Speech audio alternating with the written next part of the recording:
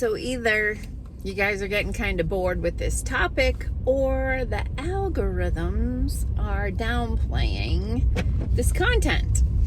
Regardless, I'm going to do another video today about the topic that I've been talking about for the last week and a half or so.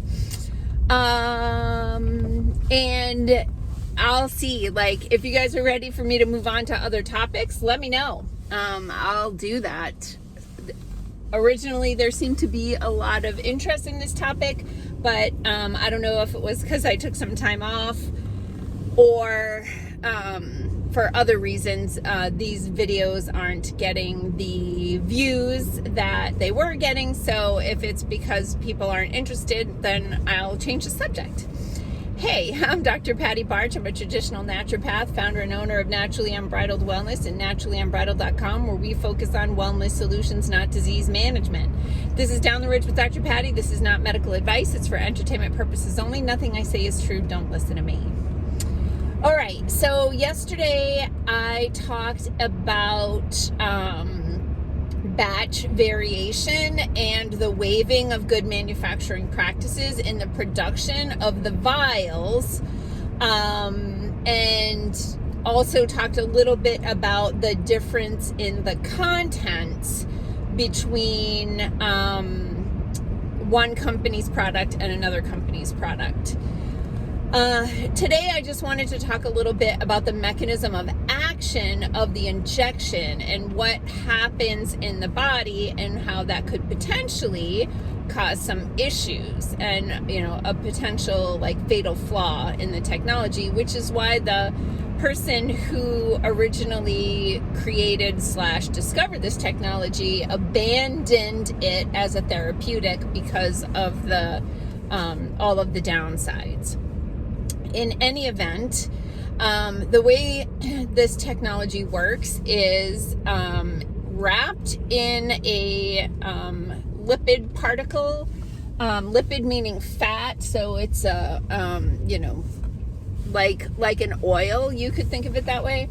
Wrapped within this bubble of fat, this lipid particle is a genetic code or recipe to make a specific protein. This particular recipe is supposed to code for the pointy protein that is on the outside shell of the pathogen or the germ. So what happens is, now they told everyone that it just goes in your muscle and it stays in your muscle. And they knew when they said that was untrue.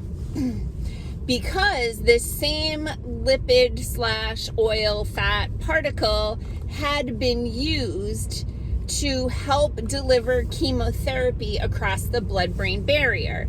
So the blood-brain barrier is really exquisite mechanism that the brain uses to protect itself from toxins. So one huge challenge with treating brain cancer is that the blood-brain barrier will prevent chemotherapy from accessing the brain, therefore accessing the tumor. So these lipid particles have been used because they cross all membranes in the body, including the blood-brain barrier, cell membranes, and the placenta. And so when these little particles of oil get into a cell, they have a payload. The payload is the recipe for the pointy protein. The recipe gets read and manufactured by an organelle within the cell. So the the organelle in the cell, the ribosome, takes up the recipe and reads the recipe and makes the recipe. So it makes the protein. One problem with this technology is that it's overriding your cell autonomy and forcing it to manufacture a foreign protein, excuse me, a non-human protein, a non-self protein. So the immune system recognizes this foreign protein as a problem and generates an immune response against it. So their theory, or what at least they were trying to sell people on, is that your cell creates the protein, your body makes antibodies against the protein, so if you catch the germ, your immune system will fight it off. So that's all good in theory. But in actuality, what has been happening is it's not just made locally in the muscle where the local lymphatics can get involved in recognizing the foreign protein and generating antibodies against it. This technology crosses all membranes and has specific affinity or attraction to certain tissues. There was something called a biodistribution study that was done in Japan that tracked the oil, the lipid, the fat. It tracked it throughout the body and found that there were specific tissues within the body that took up more of this than other tissues. And included in that list were, at one of the highest levels of affinity, were the ovaries, okay? And one concern about that is every single tiny baby girl on this planet is born with all of the eggs she will ever have already present. They're there at birth. Not like sperm cells that get made every single day. A woman is born, a baby girl is born with every egg she'll ever have, and then throughout her reproductive life, those eggs mature typically one at a time, and are ovulated and available for fertilization. So therefore, if the fat has an affinity for the ovary, amongst other tissues, adrenals, liver, bone marrow, spleen were amongst the tissues noted in this research. But if the ovary takes up a good amount of this lipid particle and that gets into ovary cells, and those ovary cells start to manufacture a foreign protein, the body can start to attack its own ovary cells to try to destroy this foreign protein. But the problem is that, you've been overriding the system.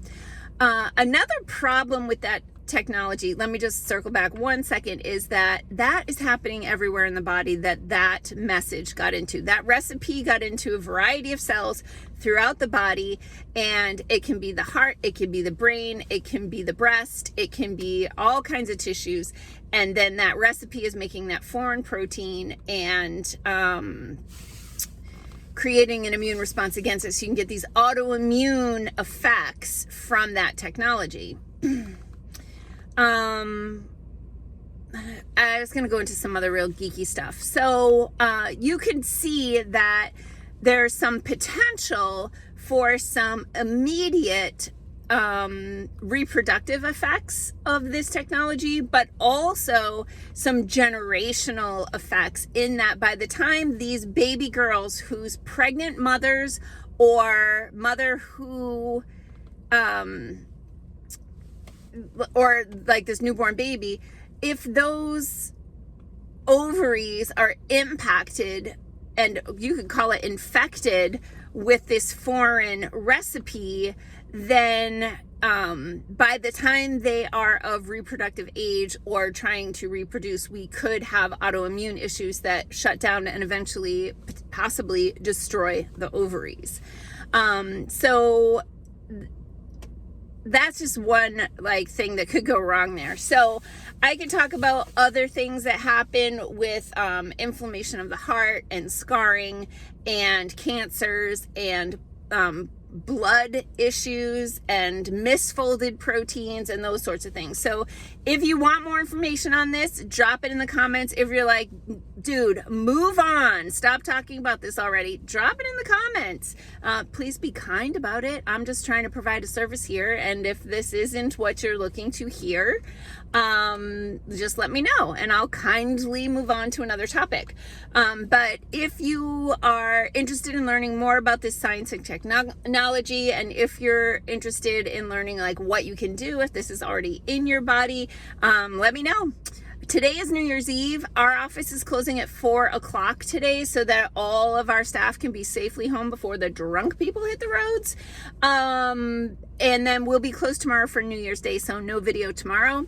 But I will be back on Thursday and we'll see what I'll be talking about. Peace out, peeps. Have a healthy day and a healthy new year.